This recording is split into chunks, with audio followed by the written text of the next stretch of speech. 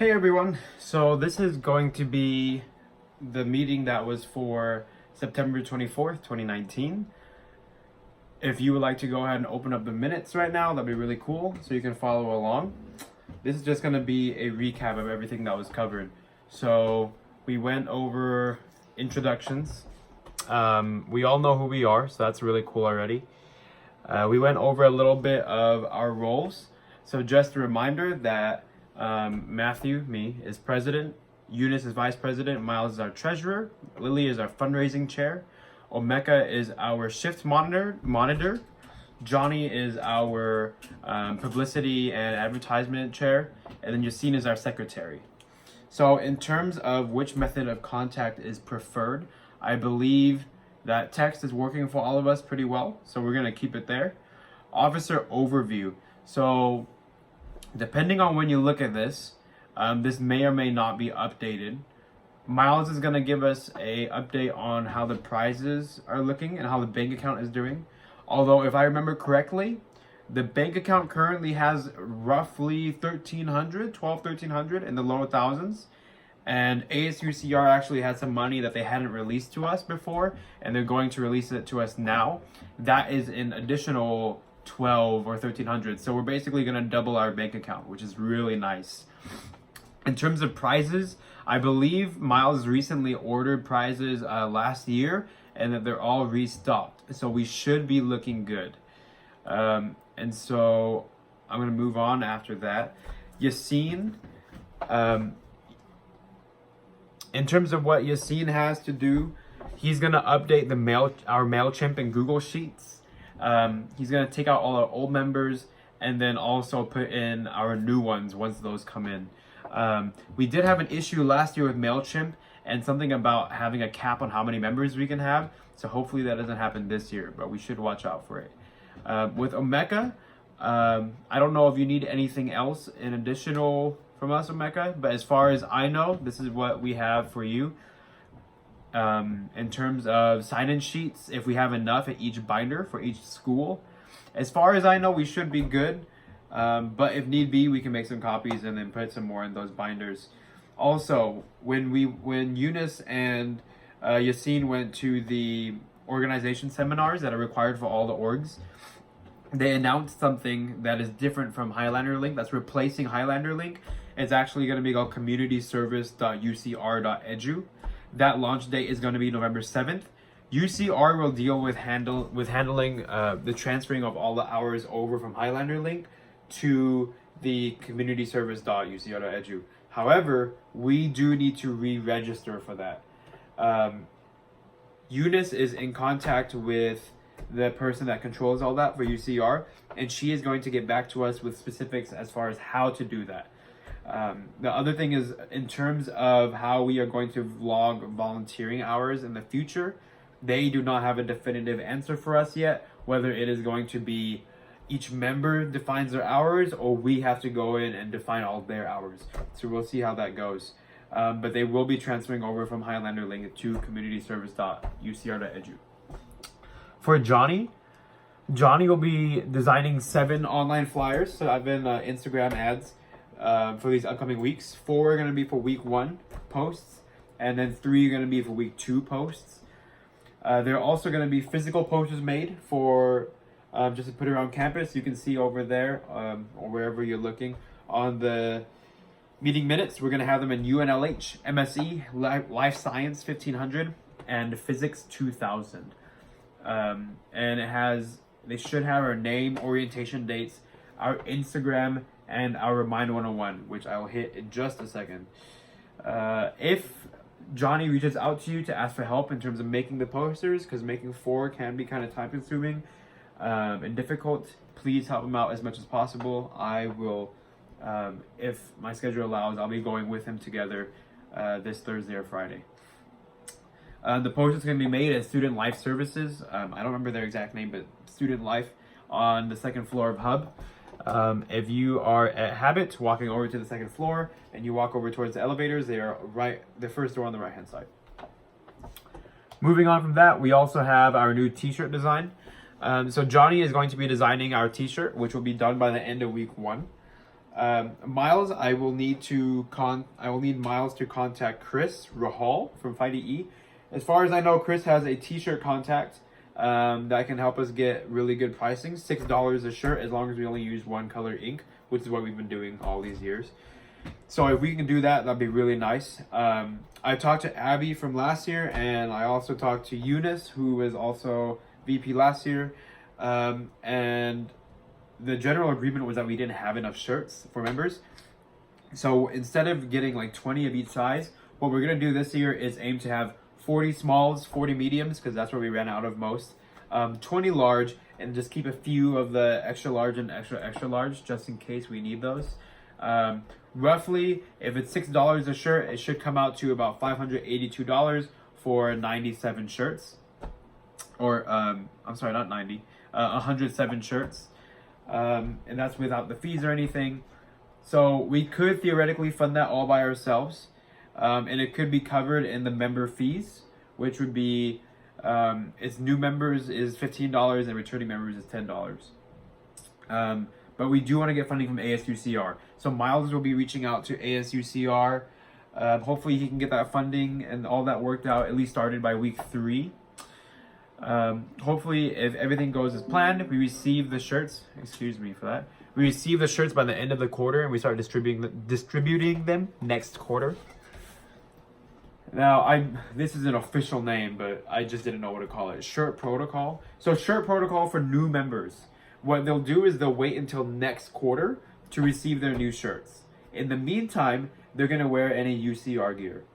Now, for the Shirt Protocol for old members, they can either get the old design now, or they can wait until next quarter and get the new design. And it's either or. We don't want getting 2 shirts. We don't want them getting 2 shirts. If you have any questions about that, just text me. But we did that.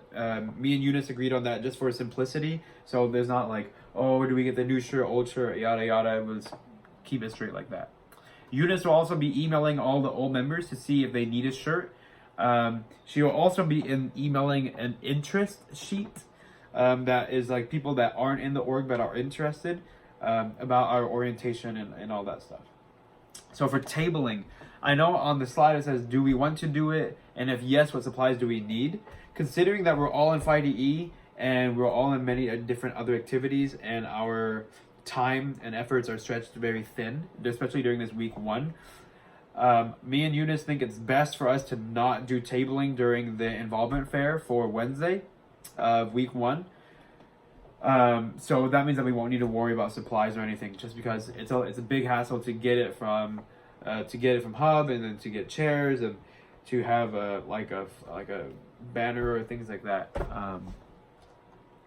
And so we're thinking maybe, if possible, we could have flyers at the FightyE tent. I have to make sure that that's okay with Miles and Omeka and stuff. But if they say yes and they don't have anything against it, then we can put our flyers at their table. Preemptively, I'm going to say that it's a yes for now, just so that if they say yes, then I have the flyers ready from Johnny. So the plan is Johnny will send me the flyer design by this Friday, the Friday of week 0, so that I can take it to my dad, who can print a bunch of copies at work, and then have that ready by next Wednesday, the orientation fair. All right, moving on from there. Orientation dates for week 2. I'm also going to put in here because it's not on here. New member fee is $10. $15. Returning member is $10. And then send the Venmo to Miles. So the returning member fee is $10. The new member is $15. If you could send that money, if people could send that money to Miles through Venmo, that'd be great. If they have cash, we will take cash and then give it to Miles. We just have to make sure we keep a record of who pays. Reserving Orbach rooms. We have Monday reserved. I can't reserve Tuesday or Wednesday until tomorrow, so I'll do those tomorrow. If you look on the minutes, it actually has a link to our PowerPoint, and you can look at that PowerPoint Eunice updated it a little bit with here and there, so it's looking really nice.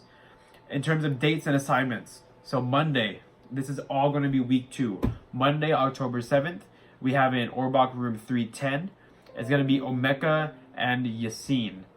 There are a few other people there listed if you guys can't make it, but besides that, you guys should be good. Yassine, it'll be your first time, but Omeka's done it before. He's really good at it. I've done it with him before, so you'll be in good hands.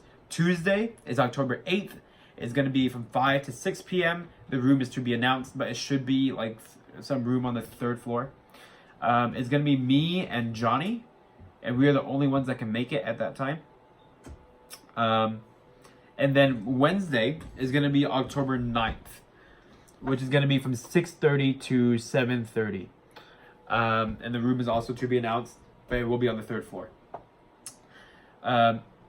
The full list, I know online it says that I am available, but I just realized that I'm not able to because I already have a prior commitment on that day at that time earlier. But the reason we're only doing 3 days instead of like all 5 days is the hard cutoff for members to join is going to be Wednesday at midnight. So if you have any friends like missed orientation or something, like, oh, I can't go to Wednesday at 7:30, I can do Wednesday at 4 or Wednesday at 9. If you give them like a personal orientation so they know everything already, and you contact me about it beforehand, contact me or Eunice about it beforehand so we know.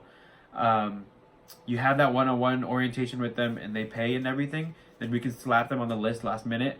But Wednesday at midnight is the hard deadline, because I have to send that list, that finalized list, to all the schools Thursday morning.